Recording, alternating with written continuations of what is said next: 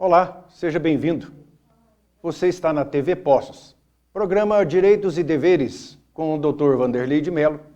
Eu sou Carlos Camargo.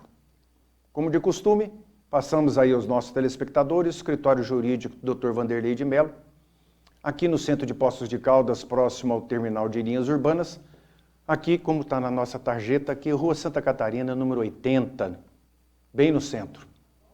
E também a doutora Luciana Mello, que abrilhanta aí as festas de casamento, solenidades, né? Lindas canções em sua cerimônia de casamento, Luciana Mello, tecladista e cantora.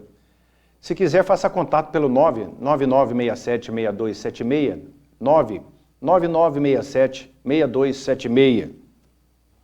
E o nosso WhatsApp, que temos a grata satisfação aí de estar ouvindo vários telespectadores aí nos mandando aí sugestões, mandando um abraço, que a gente retribui aqui com muito calor, com muito agradecimento.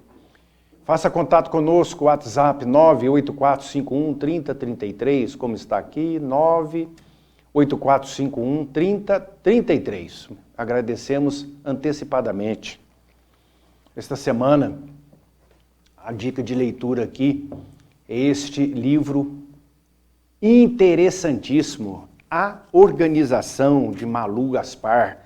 Malu Gaspar é jornalista, repórter da revista Piauí, foi editora da revista Veja no Rio de Janeiro, ela é chefe da sucursal carioca da revista Exame, repórter e correspondente da Folha de São Paulo, e autora do livro famoso também, o Tudo ou Nada, da história do Eike Batista, que eu já mostrei aqui para vocês e indiquei também a leitura, também de autoria da Malu Gaspar, A Organização. Este livro, você vai entender perfeitamente tudo o que ocorreu na chamada escândalo do Petrolão, de todas essas corrupções que aconteceram no Brasil de 2018 para trás, 20 anos para trás de 2018. Como é que as empreiteiras, e no caso aqui a Malu se dedica à Odebrecht, como é que foi essa relação dessa empreiteira com o governo federal. E você vai entender aquelas obras no exterior, né? Obras da Odebrecht financiadas pelo BNDES, o Banco, né, de Desenvolvimento Brasileiro, obras em Cuba, na Nicarágua, Venezuela, obras na Guiné, em Angola, em Moçambique, em países aí socialistas, comunistas, onde existem ditadores, e você vai entender perfeitamente a Operação Lava Jato, ponta a ponta, desde quando começou, antes de começar, inclusive. Antes de começar. E tudo o que aconteceu dentro daquele esquema, se você vai entender perfeitamente aquela história do sítio de Atibaia, do Instituto Lula e de tudo que dominou as manchetes de todo o telejornalismo, de todo o jornalismo brasileiro. Foi notícia no Brasil e no exterior, a famosa Operação Lava Jato. E Malu Gaspar faz um trabalho espetacular. E é um best-seller esse livro, já está vendendo aí aos milhares e milhares, inclusive no exterior. Fantástico. A gente traz essa leitura para vocês, porque é um livro histórico, né? Porque ele conta parte da história do Brasil. Infelizmente, uma nódoa, né? Uma mancha, porque envolveu corrupção. A maior corrupção da história da humanidade, corrupção política da história da humanidade que se tem notícias. Impressionante o volume de dinheiro que a nossa mente não consegue alcançar, entender tantos milhões e bilhões de dólares. É uma verdadeira torneira aberta de propina. Fantástico esse livro, porque você vai ter ali a verdadeira história relatada por ela e documentada. Interessante para a gente tirar aí qualquer dúvida e conhecer a verdade. Porque vem um fala uma coisa, vem outro fala outra. Então vamos procurar uma pessoa que estudou o caso, né? É uma repórter que tem fama nacional. E esse mês de março, como nós já havíamos mostrado aqui no início do ano, o pagamento do IPVA, que é o Imposto de Propriedade de Veículo Automotor, ano base 2022. A escala de vencimento. Nos outros anos, começava-se a pagar em janeiro. Agora, começa a pagar em março. Esperamos que o governo possa tomar essa atitude os próximos anos, que seja daqui para frente assim, em março, porque aí dá tempo aí do pessoal se recuperar dos gastos de final de ano e não deixar aquele acúmulo de despesas para janeiro. Então, com março vai dar mais uma folga, dividindo aí para março, abril e maio. Então, estamos aqui mostrando novamente, semana que vem também vamos mostrar a tabela. Você olha aí ao final de placa do seu carro, vê aí o dia de março que você vai pagar a primeira, o dia de abril que você vai pagar a segunda, o dia de maio que você vai pagar a terceira.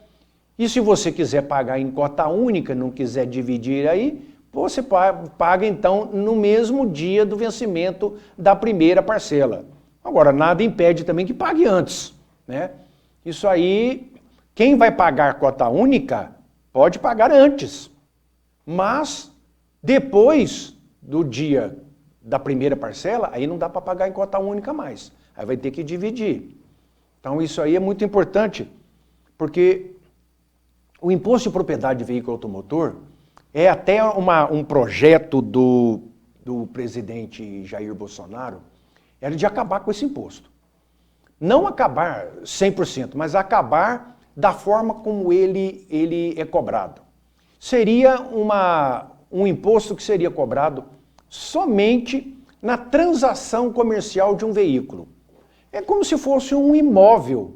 É um móvel que passaria a ter um tratamento como se fosse um imóvel. Você vende uma propriedade, vai passar a escritura, quem compra vai passar a escritura, paga o imposto. O carro seria a mesma coisa. Então, para quem compra o carro, na nova documentação do novo proprietário, paga um imposto. Se a pessoa ficar 5 anos com o carro, 6, 7, 8, quantos anos forem, ele não vai repetir esse pagamento todo ano. Aí um dia ele vai vender, vai procurar vender, trocar para um carro mais novo, aí ele vai pagar, quem comprar vai pagar o IPVA. Então esta seria uma proposta do presidente Bolsonaro, mas ela não pode ser feita via presidência da República, porque teria que haver uma modificação na Constituição Federal. Porque a Constituição Federal diz que cabe aos estados a tributação do imposto de propriedade de veículo automotor. Então, por isso que no estado o preço um valor é um, no outro estado o valor é outro, no outro estado a tabela funciona de um jeito, no outro estado funciona de outro, porque cada estado tem a sua autonomia. E para que isso fosse unificado, teria que haver aí uma modificação na Constituição. E nós sabemos que isso aí, por mais que o presidente tenha vontade, a ideia, eu entendo e acredito que a maioria dos nossos telespectadores concordam, seria uma maneira justa de você pagar o imposto quando compra o carro, ou somente isso, comprou, acabou, vendeu novamente, quem compra paga. Mas é uma perda de receita para os estados muito grande. Uma parte do IPVA que nós pagamos, ela vai para o governo federal numa conta fixa do chamado Fundeb, que é o Fundo de Desenvolvimento Estudantil, que é para educação. A outra parte dividido meio a meio. 50% vão para as prefeituras e 50% para o Estado. Então, o Estado ganha muito com isso. E as prefeituras ganham muito com isso. Esse imposto foi criado para colocar dinheiro em infraestrutura de transporte. Rodovias, ruas, vias, viadutos, ou seja, por onde o carro passa. E, com o tempo, esse dinheiro entra num caixa único do Estado, das prefeituras, e é utilizado aí no dia a dia para tudo que despesa que as prefeituras e o Estado têm. Então, foi dado aí um destino diferente do propósito de quando foi criado esse imposto. E isso aí não tem como mexer, porque, como eu disse, mesmo a ideia sendo muito boa e vindo a favorecer o proprietário de veículo automotor, é uma perda de receita muito grande.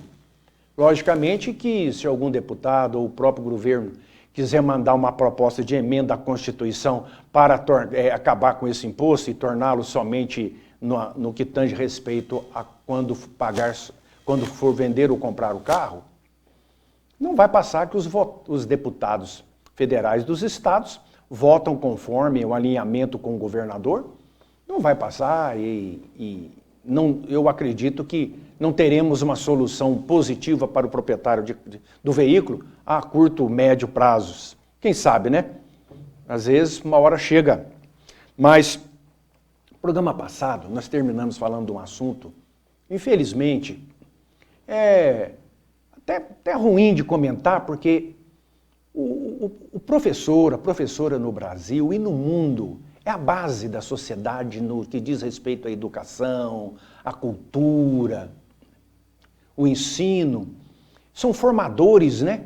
Formadores de pessoas no que diz respeito ao caráter, personalidade, comportamento, porque à medida que vai se aprendendo, as pessoas vão mudando o comportamento, vão tendo novas visões da vida, né? Facilidades na vida através da alfabetização, através da cultura, do ensino recebido dos professores.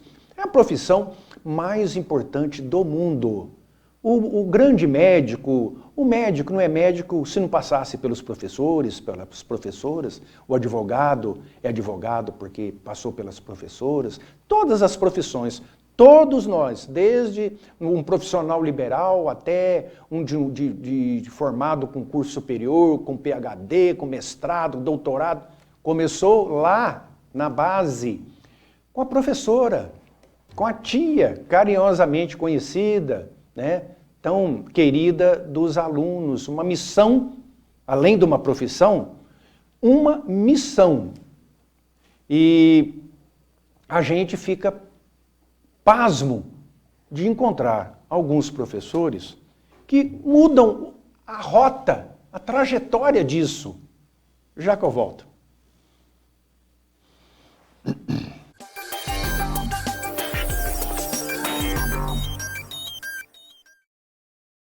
A gente passa a vida inteira cuidando de filho, marido, trabalhando e esquece de cuidar da gente. A vida passa e a gente não se cuida.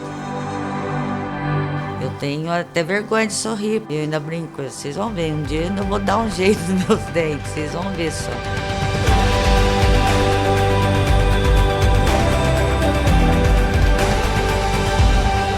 Eu sinto como se tivesse nascido de novo. Eu ganhei uma nova chance de ser feliz.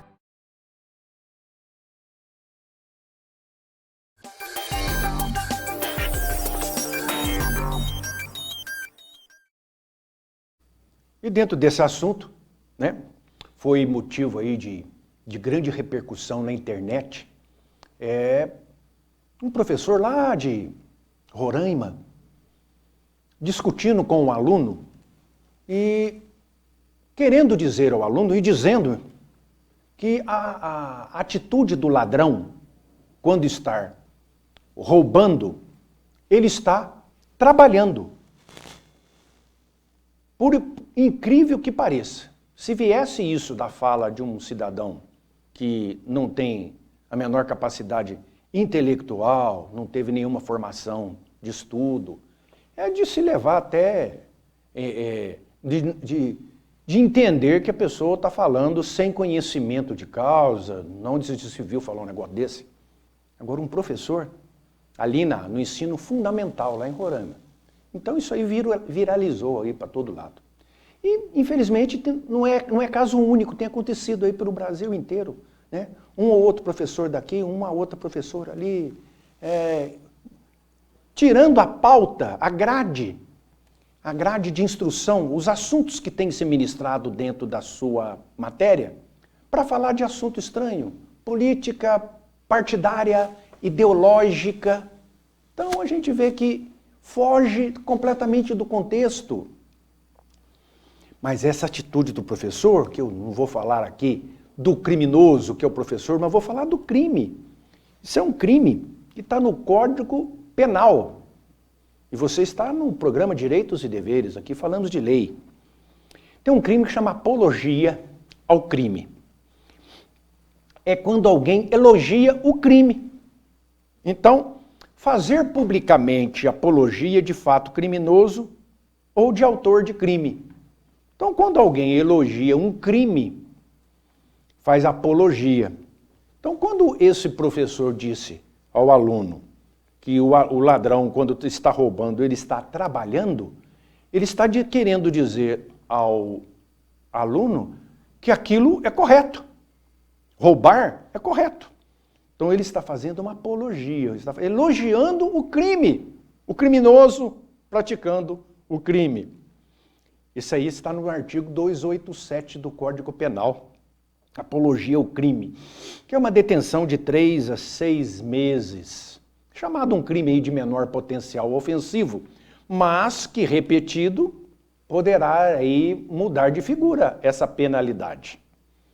Por outro lado, nós temos, até juntinho desse apologia ao crime, nós temos o incitação ao crime, que é o artigo 286. Incitar publicamente a prática de crime.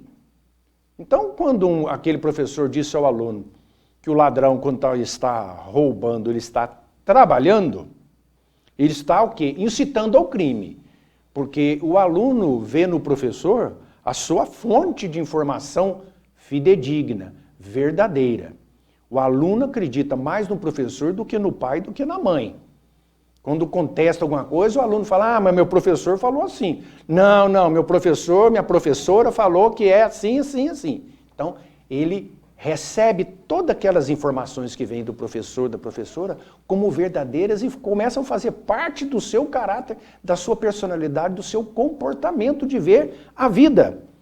Então, quando chega alguém e fala o que esse professor falou, ele está incitando publicamente, porque está na frente de todos ali na sala de aula, é público também, a prática do crime.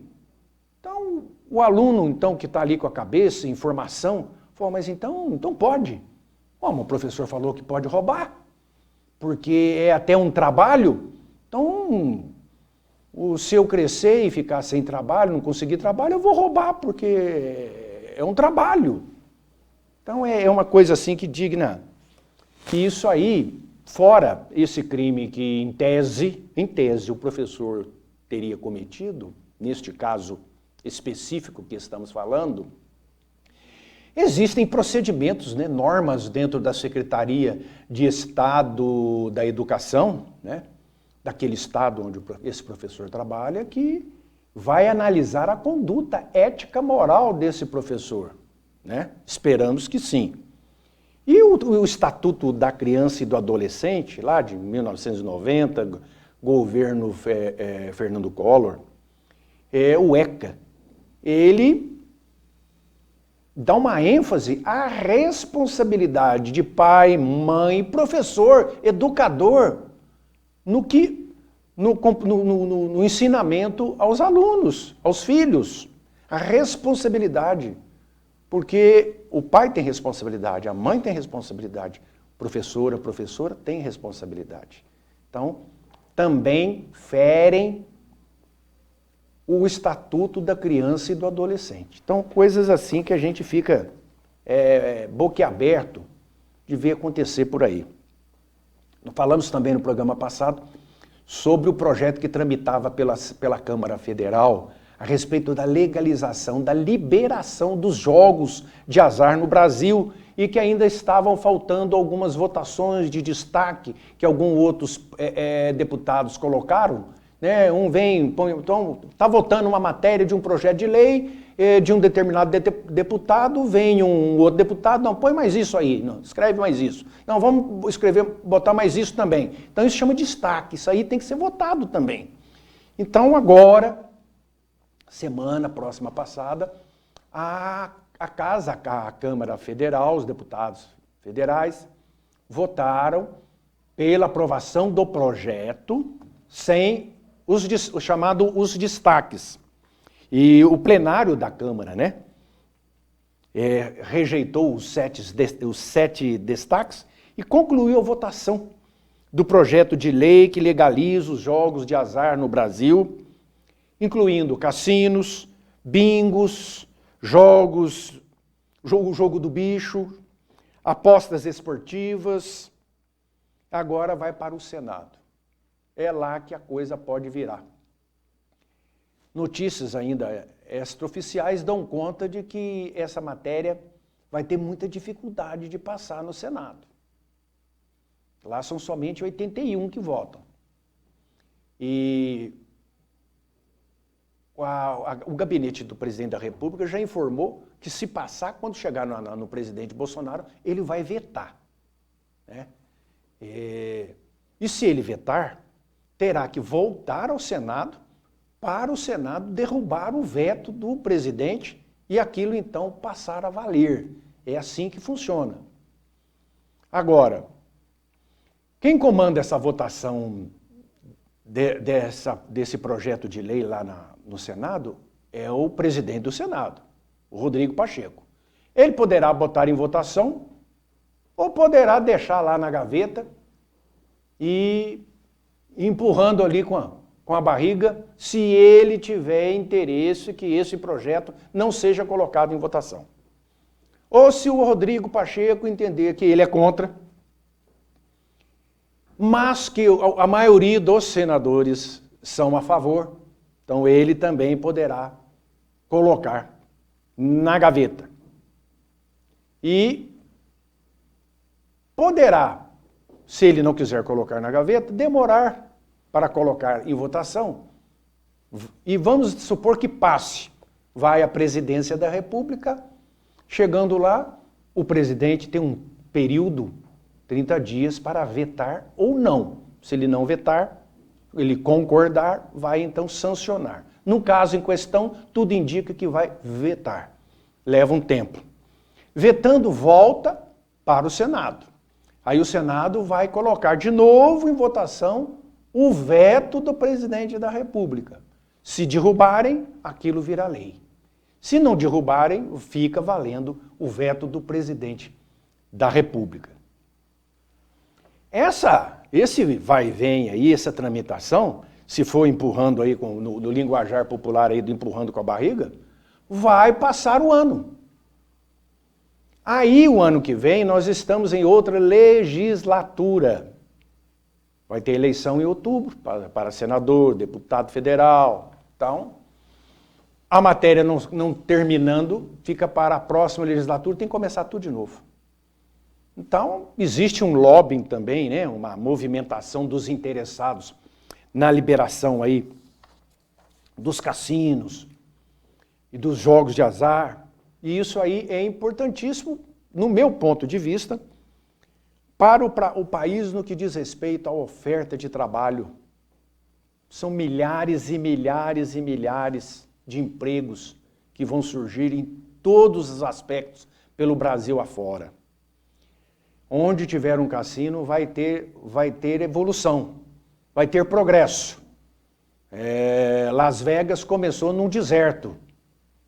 E hoje veio aí o que é Las Vegas, né? Cidade dos jogos. Para todo lado tem cassino e os governos ganhando, dando emprego, todo mundo tirando o seu pão de cada dia ali. A gente vê aqui muito cassino na América do Sul, principalmente no Uruguai, no Paraguai. Todo mundo funcionando, tem no mundo inteiro. né? Na Itália, em vários países da Europa, da Ásia. E aquela tese de que o jogo corrompe, que leva a desgraça, em casos particulares, extremíssimos, pontuais, podemos concordar que aconteça com algumas pessoas sim. Mas os cassinos vão trazer essa movimentação de dinheiro, de emprego, e eles vão ser autorizados conforme o projeto, aí em lugares onde tenha toda a infraestrutura para receber o cassino. Então são resorts, né? Grandes hotéis com grandes capacidade aí, para se ter uma ideia, um hotel tem que ser de alto padrão, com no mínimo 100 quartos de hospedagem, né? 100 apartamentos de hospedagem, com área de lazer, locais para reunião, eventos, restaurantes, bares, centro de compras, convenções. E, além dos resorts, grandes hotéis, as cidades turísticas vão ganhar com isso, né? Serão autorizados em cidades turísticas que têm infraestrutura para isso. E Poços de Caldas, né? Nasceu com as águas, mas cresceu com o jogo, com os cassinos, né? E agora poderá vir novamente a se beneficiar deste boom de desenvolvimento econômico, social. Interessante, os navios também. Os navios de cruzeiro poderão ter ali o cassino.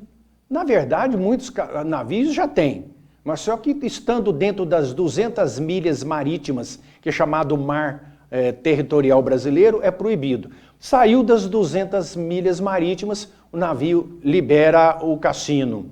Mas então vai poder fazer dentro das águas territoriais, tranquilamente, e as pessoas que forem fazer o cruzeiro, e já tem lá aqueles joguinhos lá que todo navio tem, como aqueles antigos fliperama que tinha, aqueles joguinhos, agora vão passar a ter também caça-níquel, roleta, e todo tipo de jogo que é o propriamente dito de... E os bingos, que já chegou a ter muitas vezes. Existe bingo para tudo quanto é lado aí, para ajudar uma coisa, ajudar outra, né? Mas é um bingo que não